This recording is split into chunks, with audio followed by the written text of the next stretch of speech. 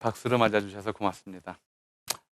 저는 이제 박수하면은 느닷없이 기억나는 게 2002년 월드컵 때 짝짝짝짝짝이었어요. 예, 그게 참 많이 기억납니다.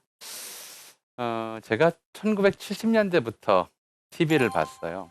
그리고 TV에서 가장 인기 있는 프로그램들은 언제나 국제 스포츠 경기였죠. TV 화면 상단에 뜹니다.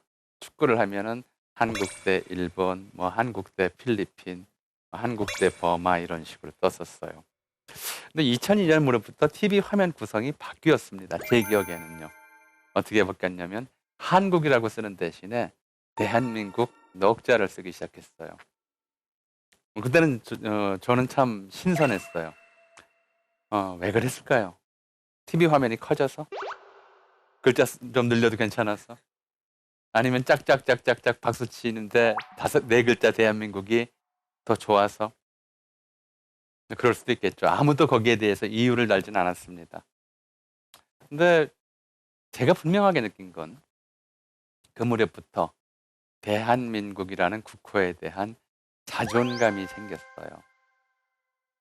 그죠?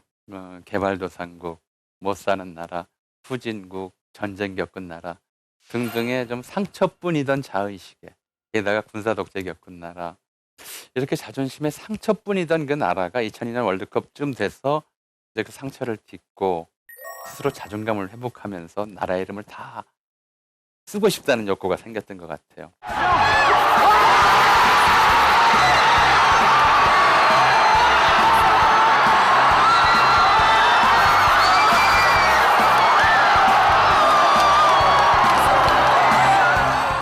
그럼에도 불구하고 대한민국이란 이름을 누가, 언제, 왜 지었는지 궁금해하질 않았어요. 대다수 사람들이 그렇습니다. 제가 만나본 사람들한테 여기에 무슨 뜻을 담아서 우리나라 이 대한민국이란 이름을 지었을까요? 라고 물으면, 누가 지었을까요? 라고 물으면 대답하는 사람이 없어요. 아무 데서도 안 가르쳐줘요. 학교에서조차도 안 가르쳐줘요. 교과서에도 안 나옵니다. 왜 그럴까? 그 의문에 대한 답을 좀 찾아보죠. 그리고 진짜 거기에 들어가 있는 뜻은 무엇이었을까? 유명한 시입니다. 다들 이건 외우죠. 내가 그의 이름을 불러주었을 때 그는 나에게로 와서 꽃이 되었다. 이름이란 무엇일까요? 개인의 이름이란? 누가, 당신은 누구십니까? 라고 물었을 때 제일 먼저 나오는 게 자기 이름이에요. 그죠? 이름이에요. 그게 정체예요. 이름은 나와 그와의 사이에 관계를 맺어주는 정체다. 그래서 이름 짓는다는 것은 대단한 일이에요. 부모가 아이가 태어났을 때 자식을 위해서 가장 먼저 하는 일은 젖을 먹이는 일이죠. 그 다음에 하는 일이 이름 지어주는 거예요. 그냥 막 짓나요? 예전에 한 20년쯤 된 것 같아요. 일본에 어떤 사람이 참, 이 일본에서 이제 이게 법적 문제로 비화됐어요. 딸을 낳아놓고는 이름을 악마라고 지었어요. 악마, 이렇게 이름을 지었다가 이게 과연 부모가 자식에게 할 수 있는 인도적 행위냐가 사회 전체적으로 논란이 된 적이 있어요.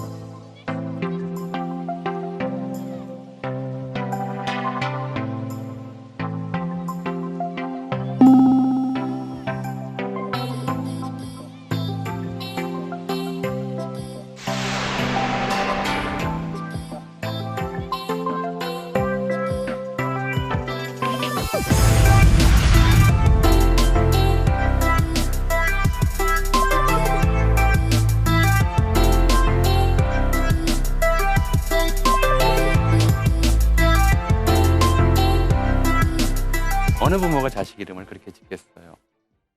그죠? 어떻게 자랐으면 좋겠다. 어떤 사람이 되었으면 좋겠다. 심지어는 이름 짓기 위해서 무슨 뭐 역술인, 점쟁이, 장명가 이런 사람들 찾아가서 비싼 돈 들여가면서 어떤 이름을 지어야 이 아이가 앞으로 순탄하게 살아갈지, 큰 인물이 될지 이런 거 고민해서 이름 짓잖아요. 이름을 짓는 모든 행위는 그 이름이 붙여지는 자에 대한, 대상에 대한 기대, 소망, 이런 것들을 담는 거예요. 그 개성을 부여하는 것이고 다른 것과 구별하기 위해서 짓는 거니까요. 고종의 말입니다. 우리나라는 곧 사만의 땅인데 국초에 1000명을 받고 하나의 나라로 통합되었다.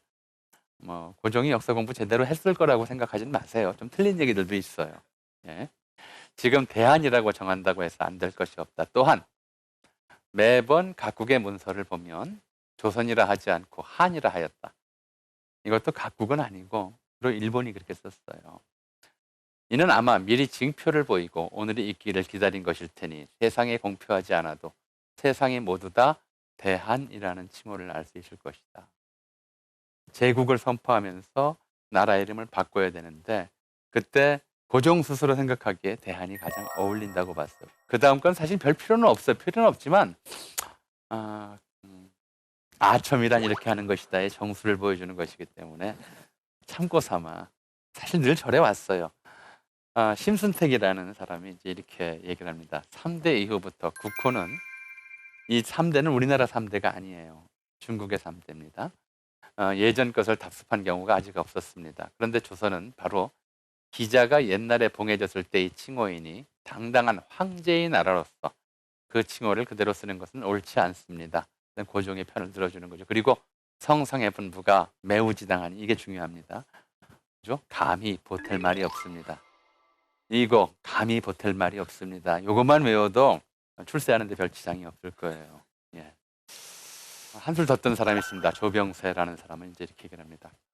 시는 흐망하여 칭송하는 마음을 금할 수 없습니다. 예, 조금 더 세졌죠? 한 글자도 보탤 말씀이 없습니다가 아니라 이제는 흐망하여 칭송하는 마음을 금할 수 없습니다. 네, 이렇게 해서 이제 사실은 그 공식 회의석상에서는 이렇게 논의가 되었지만 그 전에 이미 고종과 신하들 사이에 여러 차례 깊은 논의가 있었으리라고 우리가 짐작을 할 수 있습니다. 모든 공식 문서는 저렇게 만들어져요. 여기 나와 있는 기록만으로는 알 수 없는 내용들이 이제 더 근본적으로 대한이라는 국호에 담긴 의미입니다. 첫 번째, 나라 이름을 왜 바꿨느냐 하는 것입니다. 이때 이제 제국 선포를 합니다. 나라를 왕국에서, 그냥 조선국에서 제국으로, 황제의 나라로 바꾸는 거죠. 왜? 우리는 자주 독립을 보통은 붙여서 씁니다. 같은 뜻인 줄 알아요. 근데 사실은 좀 뜻이 다릅니다. 자주라고 하는 것은 주권의 이동, 주권의 향방을 스스로 결정한다라는 뜻이에요. 그래서 왕위 계승이라든가 또는 왕위의 예컨대 양위, 양도라든가 이런 결정을 종주국의 허락을 받지 않고 스스로 할 수 있는 나라면 자주지방입니다. 자주국이에요. 독립이란 모든 면에서 예컨대 외교라든가 군사라든가 이런 면에서 다른 나라의 간섭을 일체 받지 않는 나라를 뜻합니다. 1882년 미국과 통상조약을 체결하면서부터 한 10년 정도 한국의 지식인들, 특히 이제 지배층들은 우리나라가 독립국이냐 아니면 그냥 자주지방으로서 독립 상태를 일부 침해받는 나라로 만족할 것이냐를 둘러싸고 고민을 많이 했었습니다. 청나라와의 이른바 의존 관계에서 완전히 벗어나면 정말 혼자 서서, 독립이란 사실은 그런 뜻이었어요. 아무도 없이 허허벌판에 혼자 서 있는 상태. 우리가 독점, 독주, 독재, 독창할 때 독자가 전부 그런 상태예요. 그렇게 다른 나라들, 일본이라든가 다른 열강들의 위협에 맞서는 것이 안전하냐? 아니면 청나라의 그늘에서 청나라가 제공하는 우산을 쓰고 약간의 독립성이 침해되는 한이 있더라도 그렇게 사는 것이 안전하냐? 이런 고민을 했어요. 그랬는데 그 고민을 지속할 수 없게 돼버렸어요. 1894년에 청일전쟁이 일어났고 청나라가 패한 상황에서 더 이상 청나라의 우산이라고 하는 것이 기댈 수 없는 우산임이 확인된 마당에 독립국은 아니지만 자주지방이다. 이렇게 이야기할 근거가 사라진 거죠. 그때부터 우리는 독립국을 선언합니다. 청나라와 어떤 의존 관계나 사대 관계도 없는 당당한 독립국을 선언했어. 그 의미로 독립문을 세운 거예요. 그것도 청나라 사신을 맞아들이던 영원문 바로 뒤쪽에 독립했습니다라고 선언하는 세계 만방에. 근데 독립국의 지위는 어떠해야 하느냐? 당시에 이제 정권을 잡았던 한동안 청일전쟁 이후에 정권을 잡았던 갑오 개혁을 추진했던 개화파 지식인들은 제국이면 어떻고 왕국이면 어떠냐. 그리고 이런 작은 나라가 제국이라고 선언하는 것이 무슨 실익이 있겠느냐. 국제적으로 자주 독립국으로서의 지위만 유지되면 됐지 국호는 뭐 별 관계가 없다 이렇게 생각을 했어요. 그래서 1894년 이후로는 국호를 대조선국이라 부르고 임금도 그냥 군주에서 한 글자 대자를 써붙여줘서 대조선 대군주라고 불렀어요. 그래서 대조선국 대군주 폐하 사실은 맞지 않아요. 원래 이 모든 하자 붙는 것들이 건물을 위계를 표시해서 붙이거든요. 제일 높은 게 황제 폐하.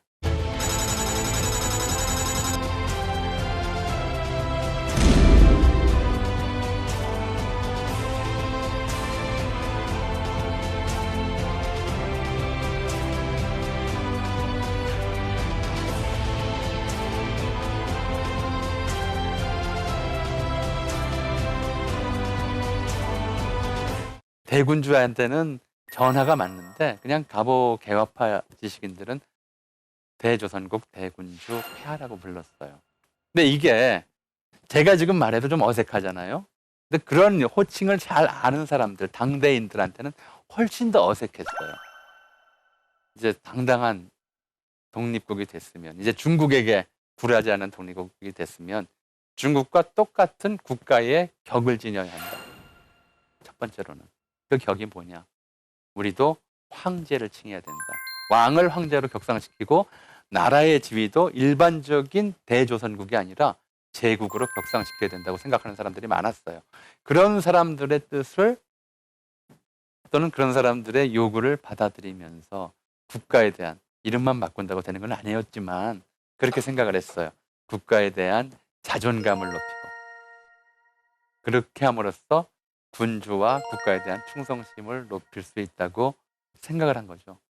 그래서 지방 유생들 전통적인 사고에 익숙해 있었던 사람들의 여론을 받아들이는 형식으로 나라를 승격시켜서 제국으로 만들겠다고 결정한 거예요. 제국으로 만들려면 이름을 굳이 바꿔야 했어요. 왜? 그냥 대조선제국 하면 왜 안 됐느냐? 저 사람들이 익숙한 건 중국 역사였어요. 이건 중국 역사서에 명문화되어 있지는 않아요. 명백하게 밝히고 있지는 않은데 중국 사람들이 관행적으로 그렇게 썼어요.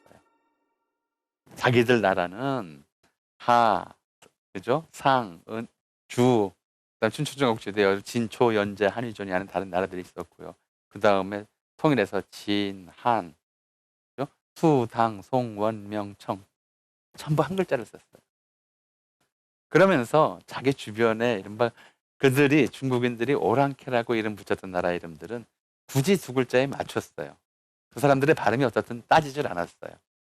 그게 뭐 조선, 일본, 부상, 유구, 안남, 돌궐, 숙신, 여진, 말갈, 몽고할. 중국인들이 생각한 세계는 그랬어요.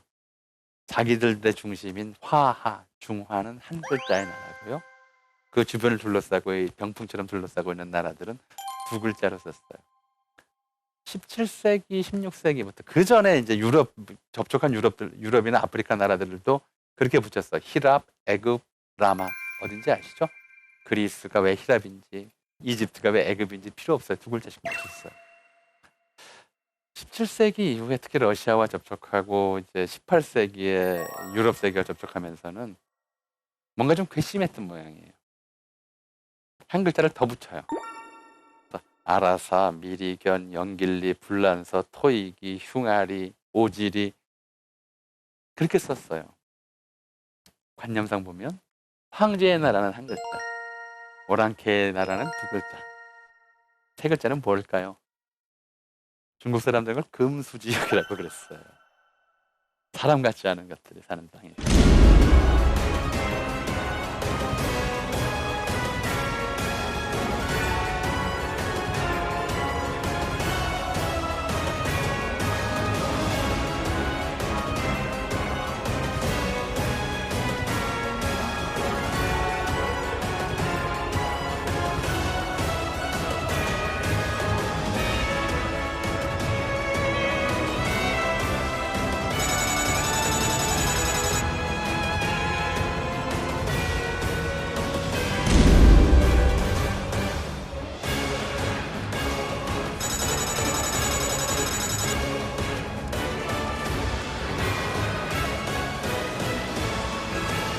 한국 사람들이 주자학책에 중국 지식 체계 속에서 익숙해진 국호의 기준에서는 제국은 한 글자 나라여야 해요.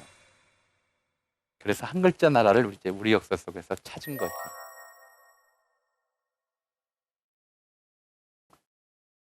뒤져보니까 삼한에 한이 있어요. 한이 세 개라 삼한이죠. 근데 한은 한 글자라는 뜻이었어요. 한으로 하자라고 생각한 거예요. 우리 역사 속에 한이 있었기 때문에 굳이 한으로 한 거냐? 그것만은 아닌 거였습니다. 여기에는 사실은 당대 지식인들의 굉장히 표현되진 않았지만 깊은 고민이 들어가 있었습니다. 알다시피 단군을 역사서에 최초로 기록한 사람은 이련이라는 사람이었어요. 언제?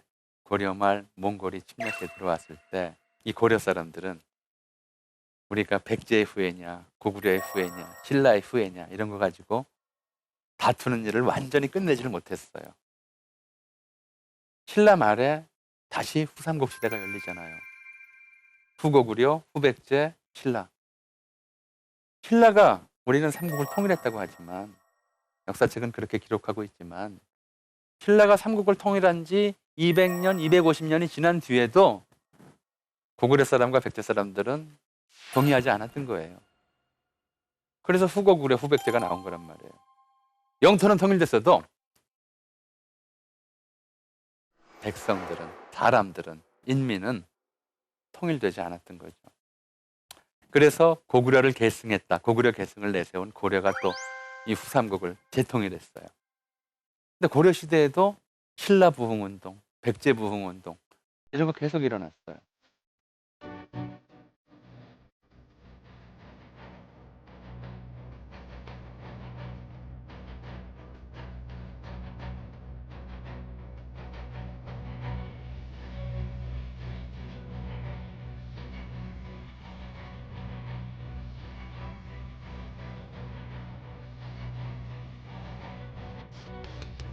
여전히 신라 사람, 백제 사람이라고 하는 고구려 사람이라고 하는 분리된 자의식이 이 국가 단위 안에 남아 있었던 거죠. 그러다 몽골 침략을 겪으면서 우리가 이렇게 언제까지 고구려, 백제, 신라의 정통성을 둘러싸고 싸울 것이냐. 고구려, 백제, 신라를 뛰어넘는 더 윗대에는 우리가 본래 하나였다는 생각을 그 생각을 함으로써 온 백성을 하나로 묶으려는 생각을 당대 지식인들이 한 거예요. 그래서 몽골 침입을 겪으면서 이련의 삼국유사, 이승휴의 제왕홍기가 나왔고 공통적으로 단군을 역사의 맨 앞에 배치를 했던 것이죠.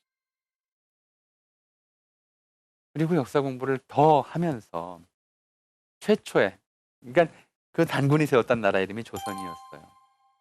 그래서 고려가 망한 다음에 새로 들어선 나라가 나라 이름을 조선이라고 정한 것도 이제 더 이상 삼국으로 분리돼서 싸우는 걸 그만두자라고 하는 그런 시대적 요구를 국호에 담았던 거예요. 거기에도 분명한 소망과 기대와 염원이 있었던 거예요. 근데 그러면서 이제 옛날 조선을 봤더니 중국 사서와 우리 기록들을 종합해서 보니까 조선이 하나가 아니더라. 처음에 조선이란 나라를 세운 이는 단군이었지만 그로부터 1200년쯤 지나서 중국에서 은나라의 마지막 왕인 주왕의 숙부였던 기자라는 사람이 은나라가 망한 뒤 새로 왕이 된 주무왕으로부터 조선왕으로 봉해져서 조선으로 건너와서 단군조선의 뒤를 이어서 기자조선의 왕이 되었다라고 이제 생각하게 된 거죠. 그리고 이 기자조선이 나중에 연나라 사람 위만에게 멸망당해서 그 다음에 또 위만이 조선의 왕이 되었다. 이런 삼조선설이라고 하는 것을 고려 말부터 조선 초에 걸쳐서 많은 지식인들이 공감하면서 받아들였어요. 사실 여부를 떠나서 그렇게 생각을 했다는 겁니다. 받아들였는데 이제 이러면서 조선 전기 중엽에 들어서면서 이 세 조선의 각각의 의미에 대한 생각이 조금씩 달라졌습니다. 단군은 어떻게 설명이 되냐면 중국 요임군과 같은 때에 나라를 건국했어요. 중국에 대해서 독자성을 상징하는 인물입니다. 독자성을 뒷받침하기 위해 무력이 있어야 하거든요. 그래서 무력의 군주였고요. 자주를 상징하는 그런 군주였습니다. 그런데 한편으로는 이제 16세기에 들어와서 조선의 성리학자들이 주자학을 받아들이면서 주자학이 이게 굉장히 차별적인 학문이었어요. 뭐가 차별적이냐? 요즘도 우리가 얘기하잖아요. 중화 사상. 중국이 세계의 중심이고 아까 국호에서도 봤지만 나머지는 변두리다라고 해서 자기들이 잘났다고 하는 사상이잖아요. 근데 그 사상을 통치 이념으로 또 생활 이념으로 사회 윤리로 받아들인 거예요. 받아들이고 보니까 좀 자존심이 상해요. 아무리 해도 이쪽 끝에 있는 동쪽에 있는 나라가 중화일 수는 없다는 거죠. 그 문제를 돌파하기 위해서 그 한계를 또는 그 자존심이 상하는 문제를 극복하기 위해서 이 사람들이 스스로 자처한 것이 우리는 중화 자체는 아니지만 중국 주변에 있는 나라들 중에서는 가장 중화 문명의 정수를 제대로 이해하고 받아들인 동방 예의 지국이다. 첫째 중화는 중국이지만 작은 중화는 우리다라고 하는 소중화 사상 또는 소중화 의식을 받아들여요. 그래서 중화주의를 그렇게 해서 수용하는 거죠. 그랬다가 요즘도 대단한가요? 얼마 전에 대단했었죠. 남한산성이라는 영화. 중국에서 명나라가 무너지고 여진족이 청나라가 서요. 중화가 무너지는 거거든요. 중화가 없는 시대가 됐습니다. 여진족을 중화로 인정하지 않았던 거예요. 아무리 큰 나라를 가졌다고. 그러면 그 중화의 정통성을 누가 이었느냐? 그 중화의 정통성을 조선이 이었다. 주자학의 대의를 제대로 지킨 나라는 조선밖에 없다. 그래서 17세기 말부터는 이 소중화 의식이 한 걸음 더 진전해서 조선 중화 의식이라는 걸로 바뀝니다. 우리가 세상의 중심이다. 세상 도의 중심이다. 진리의 중심이다. 이렇게까지 생각하게 됐던 거예요. 그 의식의 연장선상에 있어요. 왜냐하면 단군은